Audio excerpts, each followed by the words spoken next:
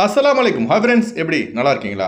இந்திய பயணிகளுக்கு மட்டும் விசா இல்லாமல் நுழைய அதிரடி அறிவிப்பு வெளியாகியுள்ளது. இதனால் குவைத்தில் உள்ளவர்கள் மகிழ்ச்சி அடைந்துள்ளார்கள். மிக முக்கியமான நியூஸை பார்க்க போகிறோம். அடுத்து சிவில் அடி தொடர்பான மிக முக்கிய தகவல். வெளிநாட்டவர்களை எச்சரிக்கும் சிவில் தகவல் பொது ஆணையம். அடுத்து புதிய விசாவில் குவைத்து வரும் பயணிகளுக்கு பிசிசி தொடர்பான மிக முக்கிய தகவல். அடுத்து இலங்கை செல்லும் பயணிகளுக்கான ஒரு மிக முக்கிய தகவல். இப்படி பல முக்கியமான தகவல் இந்த வீடியோவில் இருக்குது. வீடியோ ஃபுல்லாக பாருங்கள். உங்கள் நண்பர்கள் அனைவருக்கும் கட்டாயமாக இந்த வீடியோ ஷேர் செய்யுங்க. இப்போ வாங்க குவைத்துடைய மிக முக்கியமான நியூஸை பார்ப்போம். பிலிப்பைன்ஸ் நாட்டின் வெளியுறவுத்துறை அமைச்சகம் அறிவித்த புதிய விசா கொள்கையின்படி இந்திய பயணிகள் இனிமேல் விசா இல்லாமல் பிலிப்பைன்ஸ் நாட்டிற்கு செல்ல முடியும். ஜூன் 8 அதாவது நேற்று முதல் இந்த அதிரடியான சட்டம் அமல்படுத்தப்பட்டுள்ளதாக அறிவிப்பு வெளியாகியுள்ளது. இதனால் Kuwait, Saudi Arabia, Bahrain, Qatar ஆகிய நாடுகளில் பிலிப்பைன்ஸ் பெண்களை திருமணம் முடித்திருக்கும் இந்திய ஆண்கள் மகிழ்ச்சி அடைந்துள்ளார்கள்.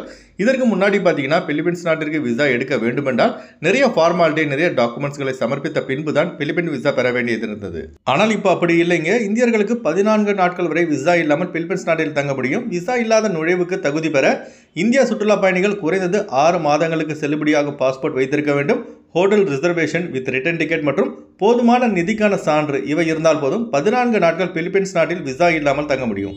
இதுவே Japan, Australia, Canada, Singapore, Europe நாடுகளில் விசா வைத்திருக்கும் இந்தியர்கள் 30 நாட்கள் வரை விசா இல்லாமல் பிலிப்பைன்ஸ் நாட்டில் தங்க முடியும். அதுபோல இந்த ஃப்ரீ விசாவில் பிலிப்பைன்ஸுக்கு சென்று அந்த விசாவை ஒர்க் விசாவாகவோ வேறு எந்த ஒரு விசா கேட்டகரிக்கோ மாற முடியாது. அதுபோல் நம்ம சப்ஸ்கிரைபர் ஒருத்தர் டவுட் கேட்டிருந்தாரு.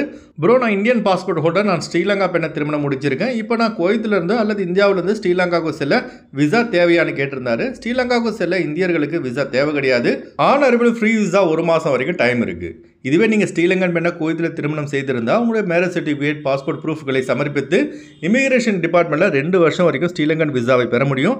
இதற்கு எந்தவித ஒரு கட்டணமும் கிடையாது. இந்த வீடியோ பார்க்குற நீங்கள் பிலிப்பைன்ஸ், ஸ்ரீலங்கா ஆகிய நாடுகளுக்கு சென்றிருந்தால் உங்களோட அனுபவத்தை கட்டாயம் மறக்காமல் கமெண்ட் பாக்ஸில் பதிவு செய்யுங்க. இந்த மிக முக்கியமான தகவலை லாசிம் கட்டாயமாக உங்கள் நண்பர்கள் அனைவருக்கும் ஷேர் செய்யுங்க. அடுத்த தகவல், குவைத்தில் உள்ள நம்ம ஆளுங்க சந்திக்கும் பிரச்சனையில் மிக முக்கியமான பிரச்சனை என்னன்னு பார்த்தீங்கன்னா சிவில் அடியில் உள்ள அட்ரஸ் பிரச்சனை தாங்க. இந்த ஹாதிம் விசா டு ஷூன் விசா, அதாவது வீட்டு தொழிலாளர் விசாவிலிருந்து கம்பெனி விசாவுக்கு மாற 1 வருஷத்துக்கு முன்னாடி குவைத்தின் டெபுட்டி பிரைம் மினிஸ்டர் மற்றும் உள்துறை அமைச்சருமான ஷேக் ஃபஹத் அல் சபா அவர்கள் ஒரு உத்தரவை பிறப்பித்தார்கள். அதிலிருந்து தான் சிவில் அடியில் உள்ள அட்ரஸ் பிரச்சனை பேசும் பொருளாக மாறியது.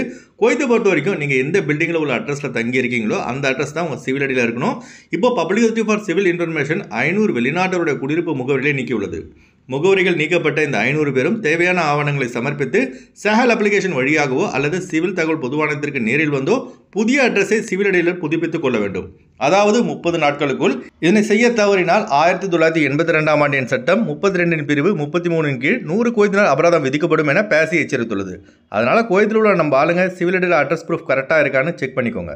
அடுத்த தகவல், பஹ்ரைன் நாட்டிலிருந்து குவைத் வந்த கல்ஃப் ஏர்வேஸின் GF213 என்ற விமானம் வெடிகுண்டு மிரட்டல் காரணமாக அவசரமாக குவைத் விமான நிலையத்தில் நேற்று தரையிறக்கப்பட்டது. விமானத்தில் இருந்த பயணிகள் அனைவரும் பாதுகாப்பாக வெளியேற்றப்பட்டார்கள்.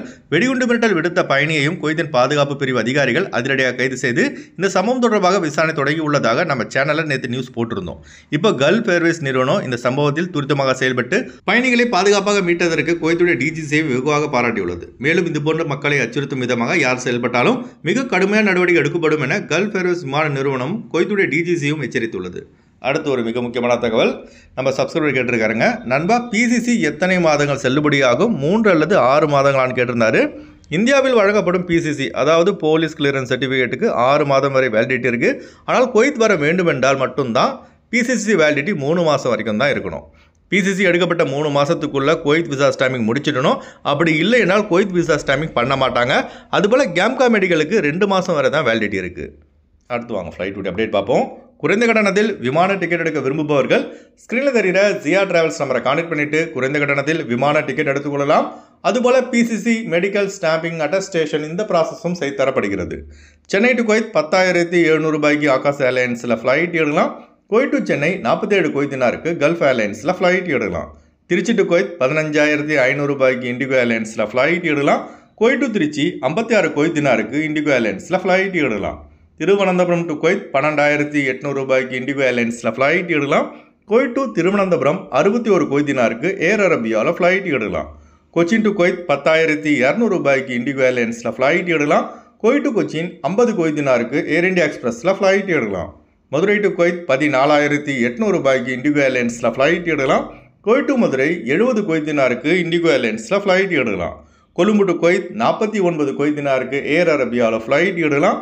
குவைத் டு கொழும்பு 29 குவைத் தினாருக்கு சலாம் ஏர்வேஸில் ஃப்ளைட் எடுக்கலாம். அடுத்து வாங்க குவைத்துடைய தினார் ரேட் பார்ப்போம். ஒரு தினார் குவைத் இந்தியாவின் மதிப்பு 278 ரூபாய் 51 பைசாவாக உள்ளது. ஒரு தினார் குவைத் இலங்கையின் மதிப்பு 970 ரூபாய் 96 பைசாவாக உள்ளது. இப்போ நான் சொன்னது வந்து குவைத்துடைய அல்முலா ரேட்டுங்க. அடுத்து குவைத்துடைய கோல்டு ரேட் பார்ப்போம். 1 கிராம் 24 கேரட் தங்கத்தின் விலை 33 தினார் 325 ஃபில்ஸாக உள்ளது. 1 கிராம் 22 கேரட் தங்கத்தின் விலை 30 தினார் 529 ஃபில்ஸாக உள்ளது.